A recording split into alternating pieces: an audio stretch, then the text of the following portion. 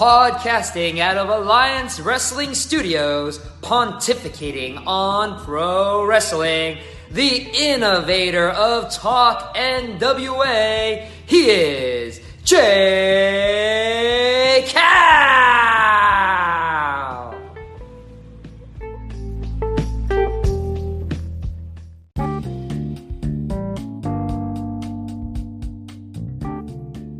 Hey guys, just want to say thanks again for checking out the interview with Danny LimeLight. Again, we posted the entire interview in its entirety. The whole video is up on YouTube, just youtube.com/The Alliance Blog. You can check it out there. But I have had people request, some of my interviews tend to go long. You guys have said, hey, can we get smaller intervals? We love the content, but we can't digest the whole hour and a half type interviews. So we're breaking them down into smaller pieces. You'll see that going forward here on the audio portion of our podcast. So I hope you listen. If you like it, make sure you subscribe and give us a thumbs up and share it with your friends who love wrestling. And if you don't like it, well, we'll try better next time. But without any further ado, after this message will be Danny LimeLight.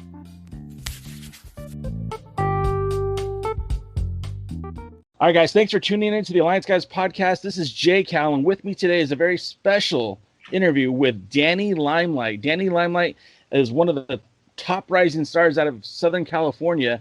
He's made appearances all over the United States, Mexico, and maybe even beyond. We're going to talk to Danny LimeLight right now. And Danny, welcome to the podcast. How are you, my friend? Jay, what's up? Alliance Blog fans, what's good, man? Thanks for having me. I'm super excited to be here. Heard a lot of good things about you from very close friends of mine, and I'm stoked, man. Thanks for having me. That's awesome. And it's funny because you and I think have known of each other for a while, and I've been wanting to do this interview with you for probably 2 years, and it just seems like never got an opportunity to do so. One of the byproducts of COVID-19 is a lot of people have some free time on their hands, me included, you included. So, thank you for taking time to speak with me today. And then also, with that being said, how are you, man? How is your family? You guys doing okay during this pandemic? Hey, man.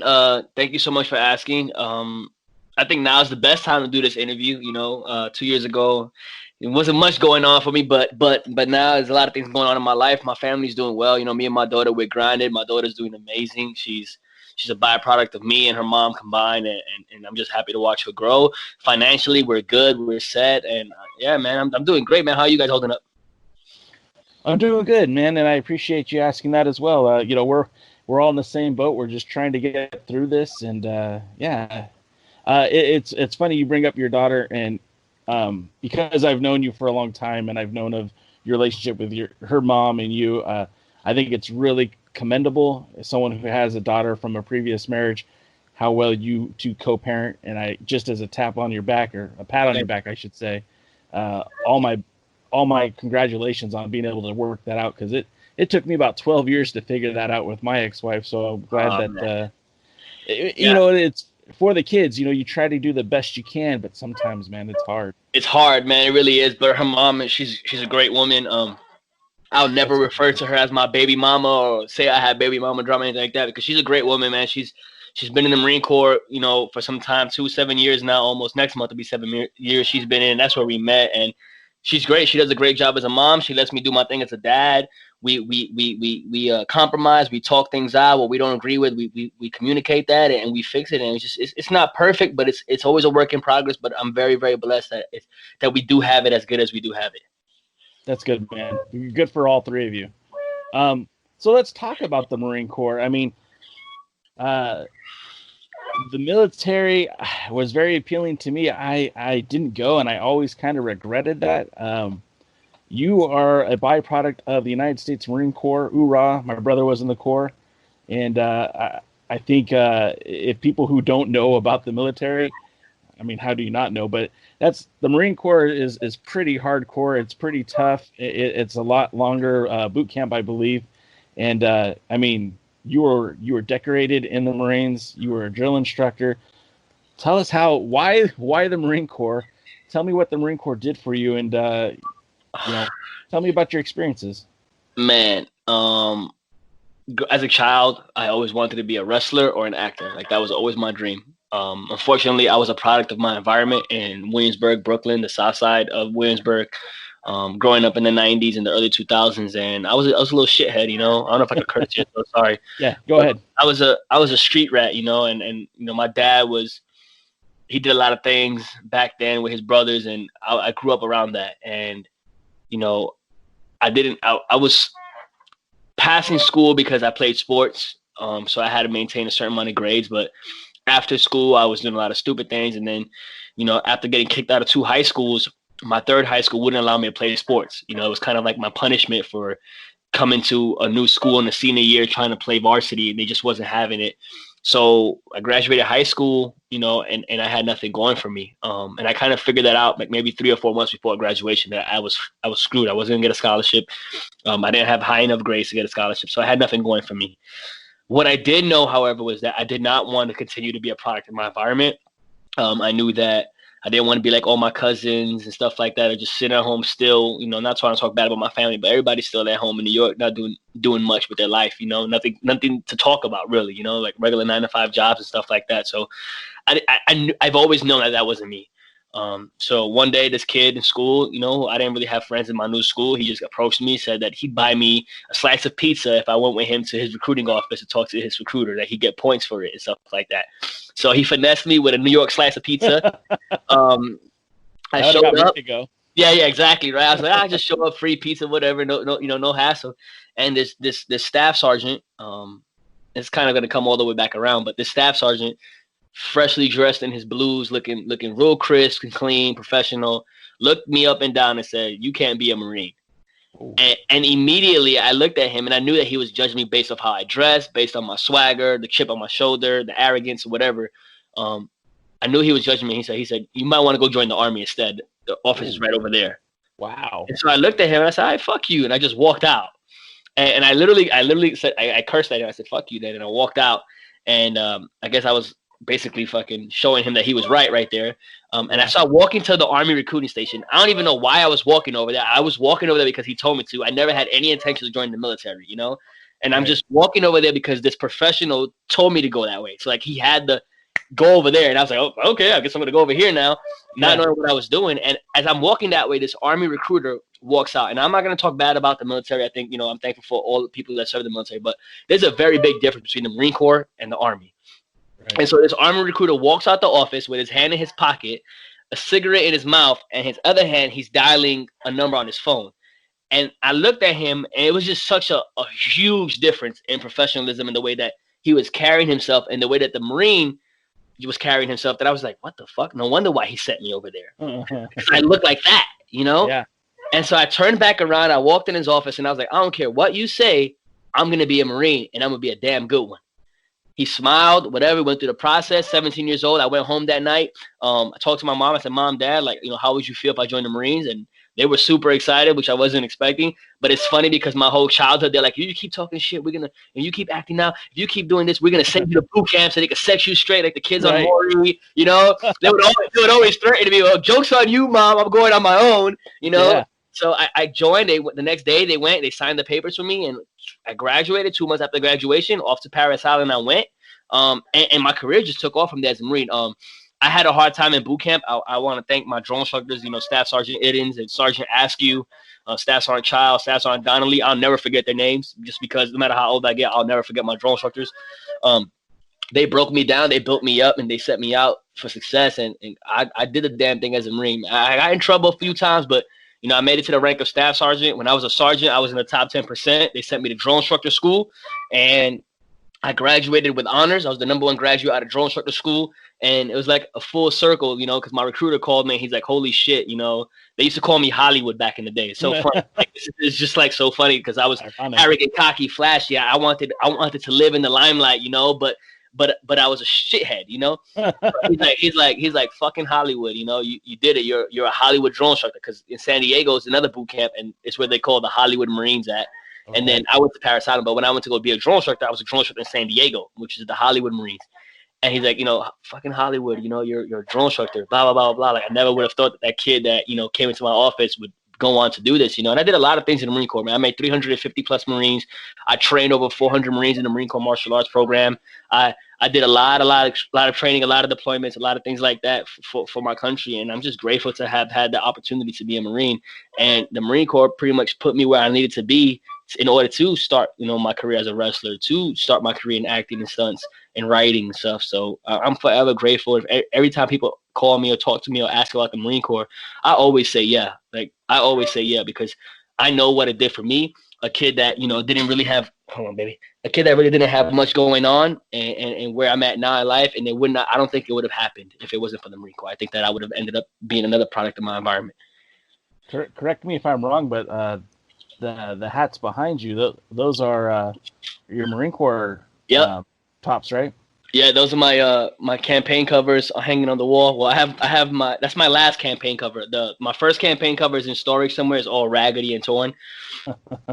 And then that's my last one from my last cycle. And they're hanging on the wall right there, in my cover box, that I have my recruits draw some cool shit. They have like a drawing of Spider-Man. And there's one like that has Carnage. I was a savage. And the last one is a picture of Thanos with the Infinity Gauntlet. He snapped his fingers, and there's like a bunch of dead recruits everywhere. And there's even dead drone instructors because they used to say I was too tough on my drone instructors too.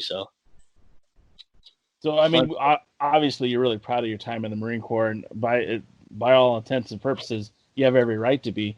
Of course, your career in the Marines came to an end, and but before that happened, you actually entered the world of professional wrestling. You started training in San Diego with SoCal Pro Wrestling. I was actually there to see a few of your early matches. I know that you were like teaming with Tommy Wilson, and you wrestled Ashley Grace, and a couple other matches. I was there to see some of your early stuff. But then that relationship with SoCal Pro kind of soured. What happened, and why did the affiliation with you and SoCal Pro Wrestling come to an end? So I started training there in 2014, August of 2014, and I made my debut in October of 2014 at the Rumble. My first one-on-one match was with Mike Camden. Then from there, I wrestled Destro, and I wrestled Ashley Grace, and then I teamed, and I started going into this like all these little crazy random matches where, I was wrestling people that, in my opinion, besides Ricky Mandel, in my opinion, people that didn't look a certain way, didn't fit what description of what I believe to be, a professional wrestler. The truth of it is, what I think was, I had an attitude, I had a swagger to me that a lot of people, until they get to know me, don't really understand why I am the way I am. I'm very confident, and it comes across as very arrogant sometimes. And so, I was getting pinned, every show by people that I felt a certain way about. And I know that it's a business, but I was young in the business. I was still learning, and so it rubbed me the wrong way. But then my talent started getting noticed by other companies, and so other companies wanted to book me. And I'm an independent wrestler. I should be able to wrestle wherever I want. So I took a booking in LA, and I started wrestling in LA twice a month with UEW. At the time, I would always run ideas by the owner of SoCal Pro. I don't feel like saying his name, and Tommy, who was also like pretty much running the show back then. And I would throw ideas their way. And they're like, oh yeah, great idea, but we can't do that right now. Oh, great idea, but we can't do it. Oh, great idea, we can't. It was just great idea, but no. Great idea, but no. Great idea, but no. And there really was no direction for me, And so I started realizing, fans started realizing that I never won a match there, and so somehow like they tried to turn it into like there was a storyline about me not winning matches.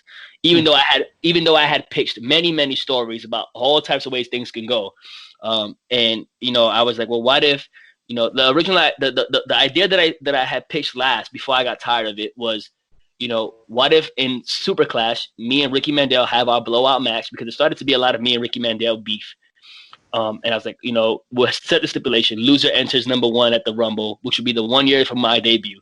Ricky could go up cheating, on the Super Clash, and we could push into the Rumble in Oceanside, where the last two, I enter number one, do the whole Shawn Michaels, big baby trying to win his first match kind of thing, with the last two being me and Ricky Mandel. Boom, he goes over, big, huge baby pop, yada, yada, yada. Oh, great idea, but no. okay, so at this point, is it really a storyline? Is there really any direction? Or you guys just having me job out, you know? So I was annoyed with it, but I was like, whatever, you know, I'll wait till my time to come in Oceanside, you know, whenever SoCal Pro decides to give me the win or whatever the case may be. Even though it's not important because, gosh, it's in, you know, not looking back at it now, I'm like, this is stupid. You know, everybody says wrestling wins and losses don't matter, yada, yada, yada. But for somebody who's competitive like me, somebody who believes in the hard work that they put in, like, the shit does matter, you know? Like, I believe that if it didn't matter, then, you know, fucking Triple H wouldn't be a 14-time world champion. You know? Like, you know what I'm saying? Like right. John Cena wouldn't have won the belt 16 times. Like, it does – and not only that, like, SoCal Pro's wrestling shows were literally 5 minutes from base. A lot of my military friends will come into these shows every month, and they know what I do in the military. They know how I am in the Marine Corps. They know I'm a first-degree martial arts instructor in the Marine Corps martial arts program. They know that I train hard. They know that I work out. They know that I fought and boxed for the Marine Corps boxing team. Like, they know all this. Then they come and see me lose to girls and being tapped out by girls. It kind of kills my credibility. So that was another thing that was bothering me. Long story short, I ended up winning a match all the way in LA at UEW. You know, I think I hit a 450 on Max X for the win. That's my first win ever. It was in, I think, July or June of 2015. And I get a call the next day from, I'm at the zoo with my wife at the time and my daughter at the zoo, and Tommy Wilson and the owner of SoCal Pro blowing my phone up like, how can you do that? You know, we had a storyline set. You just ruined it for our fans, blah, blah, blah, blah, blah. First of all, it's independent wrestling. What happens in one company does not matter what happens in another company. Am I wrong? No, not at all. Exactly. So they turned it into this huge thing. They said I was done. I can't come back to the school. I can't wrestle for them no more, blah, blah, blah. They tried to blacklist me, telling people not to book me. So I went on Facebook and I was like, and I tried to keep it kayfabe. I was like, oh, due to contract obligations, blah, blah. I'll no longer be wrestling for SoCal Pro. I try to keep it that way just so people could maybe even put that over as a storyline or something. I don't know. But I didn't go out and strictly bash them and say, oh, I'm not wrestling because this, and this, you know? They took my post that I made and said that, no, this is not true. We're getting rid of him because of his attitude, because of this, because of that, yada, yada, yada. At the time, training was a joke. I think, and this is no disrespect to Ryan Kidd, but in 2014, 2015, who is Ryan Kidd to be training students? I don't think he's a reputable trainer at that time. Me and Ryan Kidd have a good relationship now. We wrestled plenty of times over, like good, you know, he's a good dude. I respect him. We have no beef, me and him. But at the time, you know, I was coming to school and I had this little kid, you know, not calling him a kid, but telling me to do squats and do push-ups. And I'm looking at the way I look physically, and I was looking at the way that he was looking physically. And I was like, really, dude? I had an attitude, I had a swagger to me that people didn't like, but at the same time, it was a joke to me. So they kicked me out of school. They tried to badmouth me, you know, and I'm like, all right, you know what? Whatever. You know, I guess I'm not going to wrestle anymore. Upon that, about a month after, not even a month after, a week after, I get a call from David Marquez, who I love to death, from Championship Wrestling from Hollywood. And he's like, hey, I heard what happened. This is my personal opinion. I'm not going to put what he said out there because that's between me and him. But he understood where I was coming from. And to this day, like I owe my wrestling career to this day to David Marquez. Wow. Because he took me from that situation where I thought I was never going to get another booking, and he got me booked in Championship from Hollywood. He's like, we want to bring you in. Here's my idea. Mind you, before I won in UEW, I made my debut for FCW, who was ran by Gus at the time. And because it was in San Diego area and Gus wanted me to win, I told Gus, let me not win. I'll take the loss this day. Because it was in the same area and it's the same fans from SoCal Pro going to be there. So I did keep that in mind. But all the way in LA, there was nobody from Oceanside driving to a UEW show. So it shouldn't have fucking mattered, you know? Right. So Marquez calls me. He said, this is my idea, blah, blah, blah. I want to bring you in as a Puerto Rican, and I want your tag partner to be SoCal Crazy.